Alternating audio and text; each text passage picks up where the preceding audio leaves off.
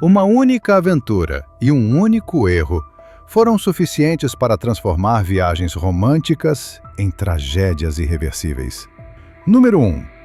Casal cai de prédio durante ensaio fotográfico em Detroit. Era 15 de agosto de 2017, quando Daniel Carter, de 24 anos, e sua esposa Rebecca, de 22, tomaram uma decisão que lhes custaria tudo. Daniel era fotógrafo freelancer e conhecido nas redes sociais por suas explorações urbanas ousadas. Seu vício por capturar a imagem perfeita o levava a enfrentar situações perigosas que a maioria das pessoas evitaria. Rebecca, que trabalhava como coordenadora de marketing em uma startup de tecnologia, inicialmente era a parte cautelosa do casal. No entanto, ao longo de 2 anos de casamento, ela foi sendo influenciada pela busca incansável do marido por adrenalina. Juntos, construíram uma audiência fiel de mais de 3.000 seguidores no Instagram, onde compartilhavam o que chamavam de encontros extremos, explorando locais abandonados e perigosos por toda Detroit. O perfil do casal era repleto de imagens em lugares que inspiravam medo na maioria das pessoas. Sempre em busca de um novo momento viral, naquela noite, Daniel recebeu a dica de outro explorador urbano sobre um armazém abandonado de 12 andares na região industrial da cidade. O prédio tinha arquitetura Art Deco e oferecia uma vista panorâmica da cidade, ideal para fotos ao entardecer. Mesmo com a chuva leve que tornava as superfícies escorregadias, Daniel ignorou os riscos, determinado a fotografar antes que uma tempestade se aproximasse. Às 7h23 da noite, os dois subiram ao topo do edifício por uma escada de incêndio enferrujada. Daniel levava seu equipamento fotográfico e Rebecca segurava uma ring light para melhorar a iluminação. A condição precária da estrutura já indicava perigo, mas a prioridade deles era alimentar as redes sociais com novos conteúdos. Daniel se posicionou a cerca de 45 centímetros da beirada, que ficava 36 metros acima da rua. Rebecca estava a 2,5 metros atrás, operando a iluminação e, provavelmente, aflita com a proximidade do marido ao precipício. Quando ele se inclinou para tirar uma foto aérea, a borda de concreto cedeu sob seus 82 quilos. Ele perdeu o equilíbrio imediatamente. Rebecca reagiu por instinto, tentando agarrar a jaqueta de Daniel para salvá-lo. Mas seu movimento sobre a superfície molhada fez com que escorregasse também. Em segundos, ambos caíram juntos. Daniel atingiu uma plataforma de escada de incêndio no 8º andar, o que causou fraturas na coluna cervical e esmagamento da caixa torácica. Seu corpo ainda continuou caindo até o chão. Rebecca colidiu diretamente com a calçada, sofrendo trauma craniano severo e múltiplas fraturas. Os socorristas chegaram às 7h47 da noite, acionados por testemunhas, mas não havia mais nada a ser feito. Ambos morreram no local, e a polícia classificou o acidente como fatalidade causada pela estrutura deteriorada do telhado. O proprietário do imóvel foi responsabilizado civilmente e houve um acordo de $45 mil para as famílias. As redes sociais do casal foram transformadas em memoriais, com suas últimas postagens sendo utilizadas em campanhas de alerta sobre os riscos da exploração urbana. 6 meses depois, o edifício foi demolido. A cidade passou a aplicar multas mais severas para quem invadir propriedades abandonadas, tentando evitar novas tragédias como essa. Número 2. Mergulho científico termina em tragédia no sistema de cavernas Blue Hole. Era 3 de junho de 2018, quando Michael Lawson, de 29 anos, e sua esposa Emily, de 26, mergulharam juntos rumo ao que se tornaria a câmara mortuária subaquática do casal. Michael era instrutor de mergulho certificado, com 8 anos de experiência, e muito respeitado na comunidade por sua disciplina em seguir protocolos de segurança subaquática. Seu estilo metódico e atenção aos detalhes eram sua marca registrada, sempre verificando o equipamento com rigor antes de qualquer descida. Emily, por sua vez, era estudante de pós-graduação em biologia marinha, com foco em ecossistemas de água doce. Recém-certificada como mergulhadora avançada de águas abertas, ela já havia registrado mais de 200 mergulhos. Sua pesquisa sobre micro-organismos que habitam cavernas aquáticas levou o casal até o sistema de cavernas Blue Hole, em Santa Rosa, no estado do Novo México.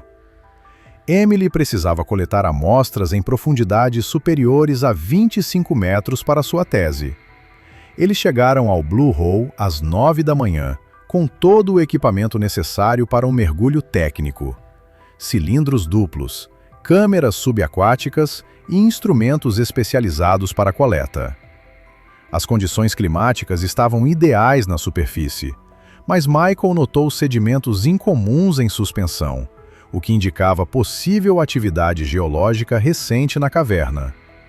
Mesmo com esse sinal, decidiram seguir com o mergulho, confiando na experiência e nos equipamentos de segurança. Às 10h15, desceram até 26 metros de profundidade, seguindo o túnel principal em direção ao ponto de coleta de Emily. Eles mantinham o protocolo de mergulho em dupla, explorando uma paisagem subterrânea deslumbrante, mas cheia de riscos ocultos. Enquanto Emily coletava sedimentos próximos a uma formação de calcário particularmente interessante, o desastre aconteceu de forma súbita. Um deslizamento de rochas foi desencadeado pelo movimento das nadadeiras, perturbando a já instável geologia local.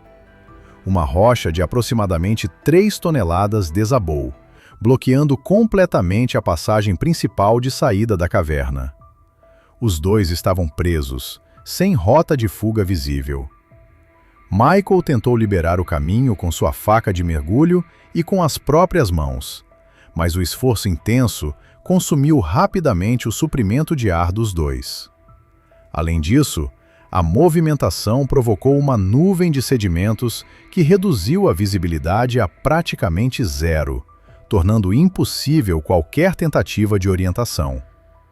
Com os manômetros mostrando pressão crítica, 400 PSI para Emily e 500 para Michael, eles tentaram encontrar uma saída alternativa pelos túneis labirínticos do sistema. Porém, a soma de visibilidade nula, território desconhecido e pânico crescente cobrou seu preço.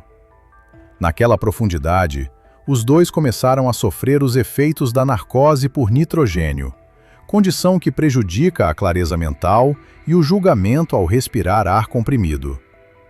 Esse comprometimento mental se mostrou fatal.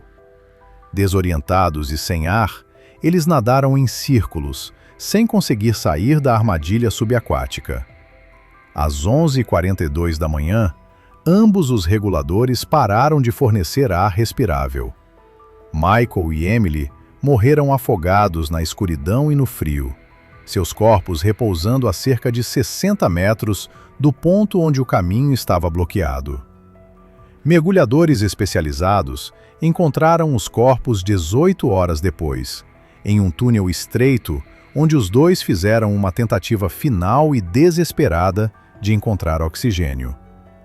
As investigações revelaram que o desmoronamento foi causado pela erosão natural do calcário, agravada por chuvas fortes recentes que desestabilizaram a estrutura da caverna, além do que seria seguro para atividades normais de mergulho. O Blue Hole foi fechado temporariamente para reavaliação geológica, e novas exigências de segurança foram implementadas, incluindo cordas-guia obrigatórias e cilindros de emergência para mergulhos técnicos. As amostras coletadas por Emily foram recuperadas junto ao seu corpo e usadas em 3 estudos acadêmicos sobre bactérias extremófilas. Os artigos foram publicados póstumamente por sua orientadora como homenagem à sua dedicação à ciência. Número 3. Casal é atingido por raio no cume do Monte Washington. Era 22 de julho de 2016, quando Joshua Bennett, de 31 anos, e sua esposa Hannah, de 28, chegaram ao topo da montanha que se tornaria seu destino final.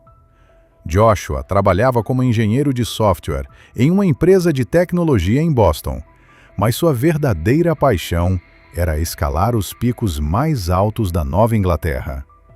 Com 47 dos 48 cumes de mais de 1.200 metros já conquistados, ele unia a mente metódica de programador à experiência de montanhista dedicado. Hannah era enfermeira pediátrica no Hospital Infantil de Boston. Seu trabalho exigia precisão e serenidade, características que também a ajudaram a vencer o medo de altura. Ao lado do marido, ela foi construindo confiança nas trilhas, começando por montanhas menores, até se sentir pronta para os desafios maiores. Completar o desafio das 48 montanhas era uma meta compartilhada que uniu ainda mais o casal ao longo dos 5 anos de casamento. Escolheram o Monte Washington como o último pico da lista, planejando o ataque ao cume como forma de celebrar seu 5º aniversário de casamento. Iniciaram a caminhada às 5h30 da manhã pela trilha Tuckerman Ravine, carregando apenas o essencial, apesar das previsões apontarem possibilidade de tempestades no período da tarde. Às 11h45 da manhã, chegaram ao topo sob céu limpo e se sentiram vitoriosos ao completar o objetivo. Mas Joshua logo percebeu nuvens cumulonimbus se formando rapidamente ao oeste, sinal claro de tempestade severa chegando antes do previsto. Às 12h20, enquanto tiravam fotos próximas à estação meteorológica no cume, um raio atingiu a torre de rádio próxima, provocando uma descarga elétrica intensa. Imediatamente, Joshua reconheceu o perigo e começou a conduzir Hannah em direção ao abrigo de emergência. No entanto, a estrutura metálica da estação havia transformado a área em um verdadeiro para-raios. 3 minutos depois, às 12h23, um segundo raio atingiu diretamente Joshua, que carregava bastões de caminhada de metal. 30.000 volts atravessaram seu corpo, parando seu coração instantaneamente e causando danos internos catastróficos. A eletricidade se espalhou pela superfície molhada de granito, alcançando Hannah, que tocava a mochila do marido naquele exato momento. Ela sofreu queimaduras graves em 60% do corpo, já que a corrente encontrou nela o caminho para o solo. O choque causou arritmia cardíaca, fazendo seu coração bater de forma desordenada e ineficaz.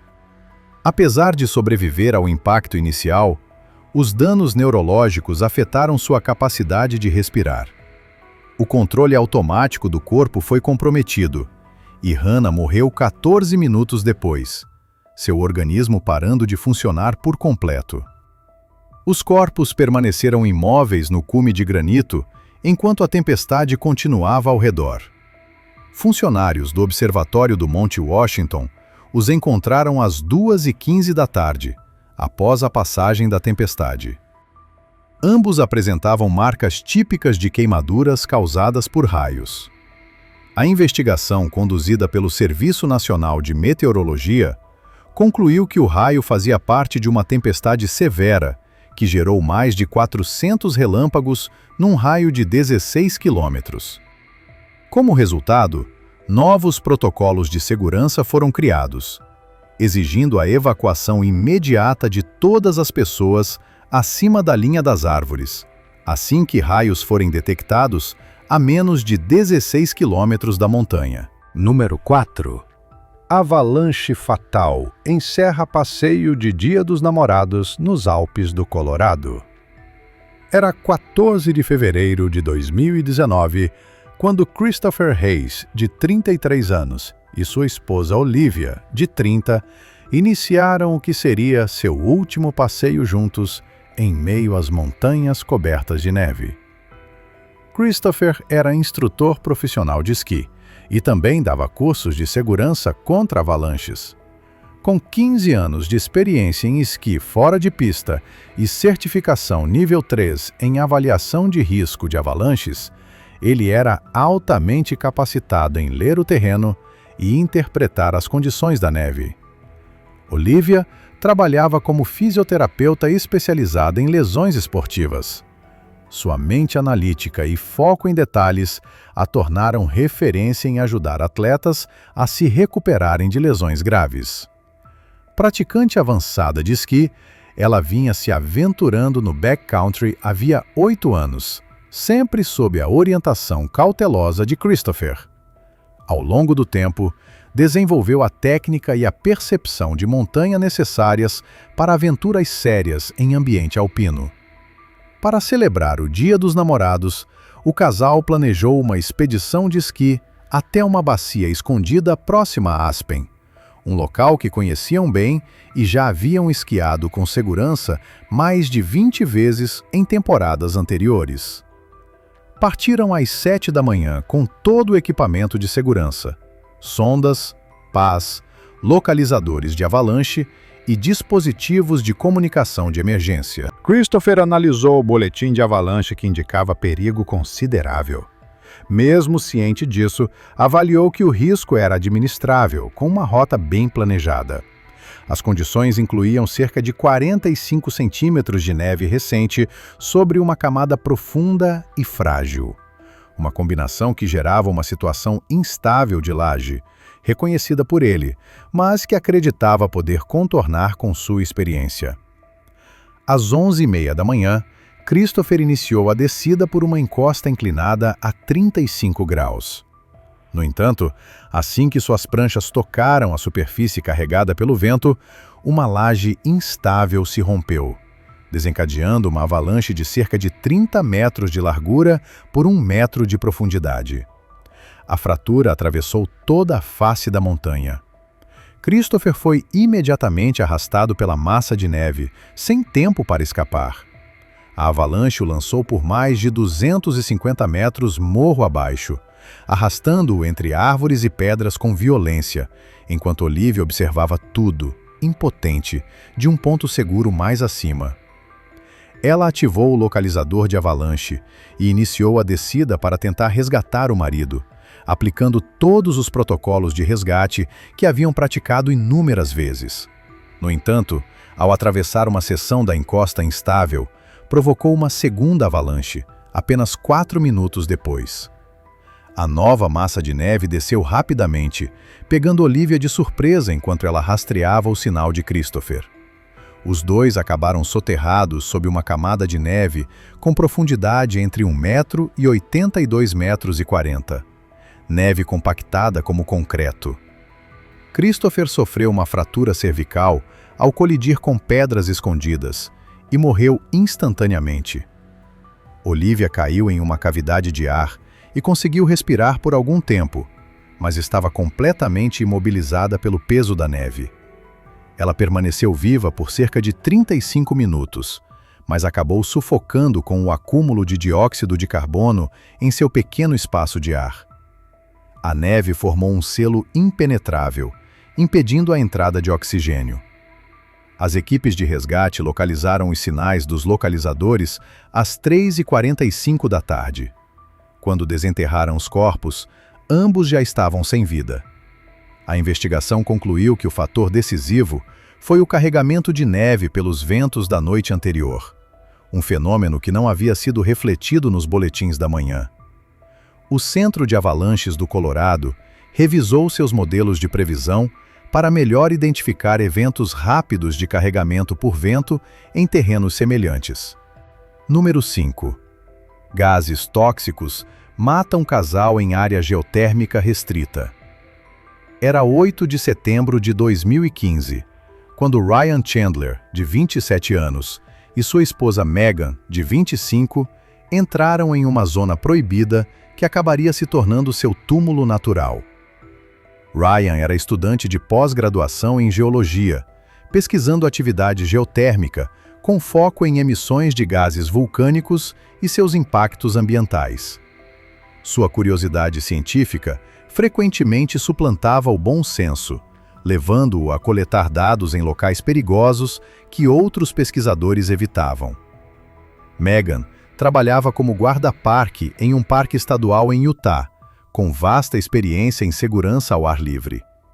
No entanto, seu conhecimento se concentrava em perigos tradicionais da natureza, e não nos riscos específicos de áreas geotérmicas. Confiando no conhecimento técnico de Ryan, ela o acompanhava em ambientes geológicos sem hesitar. Naquela manhã, o casal entrou em uma área restrita do Parque Nacional Thermal Valley, em busca de amostras de gás para a dissertação de Ryan sobre concentrações de sulfeto de hidrogênio. A entrada ocorreu às 6 da manhã, por um trecho da cerca de segurança que estava danificado. Carregavam equipamentos científicos, como detectores de gás e frascos de amostragem. As condições climáticas apresentavam uma inversão térmica, o que fazia com que gases mais pesados ficassem presos junto ao solo, acumulando sulfeto de hidrogênio e dióxido de carbono ao redor das fontes termais. Às 7h15, o casal se aproximou de uma pequena nascente termal cercada por vegetação morta, um sinal claro de que o local apresentava alta concentração de gases tóxicos. O solo árido e as plantas ressecadas deveriam ter funcionado como alerta visual. Mas Ryan estava tão focado na oportunidade de coleta científica que ignorou os sinais óbvios. Seu detector de gases exibia números elevados no visor digital, mas ele interpretou erroneamente os dados, achando que estava lendo níveis seguros, quando, na verdade, eram partes por milhão bem acima do limite letal. Apesar da formação acadêmica de Ryan, o estresse de estar em uma pesquisa clandestina pode ter comprometido sua análise naquele momento crítico. Megan foi a primeira a sentir os efeitos: tontura e náusea, sintomas iniciais de intoxicação por gás. Sem experiência com esse tipo de exposição, ela pensou estar sofrendo de mal-estar causado pela altitude.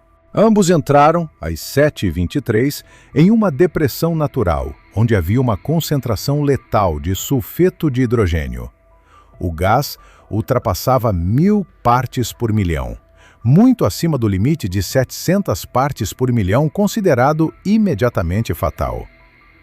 Eles perderam a consciência em menos de 30 segundos. Ryan morreu por falência respiratória cerca de 8 minutos após a exposição. Seus pulmões deixaram de absorver oxigênio devido ao envenenamento celular causado pelo gás. Megan, por sua vez, sobreviveu por mais 12 minutos, mas sofreu danos cerebrais irreversíveis por falta de oxigênio antes que seu coração parasse. Guardas florestais encontraram os corpos às 11h30 durante uma patrulha rotineira, utilizando máscaras e respiradores para realizar a recuperação dos cadáveres com segurança.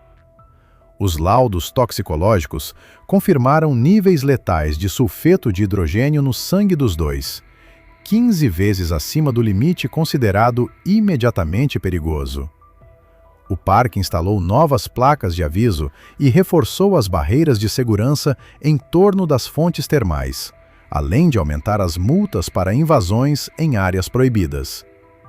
Os dados coletados por Ryan foram utilizados para aprimorar os sistemas de monitoramento de gases atualmente empregados no parque. Uma placa memorial foi instalada no centro de visitantes, educando os turistas sobre os perigos ocultos das formações termais. Essas histórias não são apenas tragédias pessoais, são alertas reais sobre como a busca por aventura, beleza ou reconhecimento pode, num instante, se transformar em desastre. Cada casal desta lista acreditava estar no controle, confiando em experiência, amor e parceria. Mas a natureza, o ambiente e o acaso não perdoam descuidos, mesmo os mais sutis. Que essas perdas sirvam de lição sobre os riscos ocultos por trás de decisões impulsivas. E que a memória dessas vítimas inspire escolhas mais conscientes nas próximas jornadas a dois. Se tiver gostado do vídeo, deixe seu like e inscreva-se em nosso canal para acompanhar todas as novidades. Te encontro em um desses vídeos que estão aparecendo agora na sua tela. Cuidem-se, pessoal!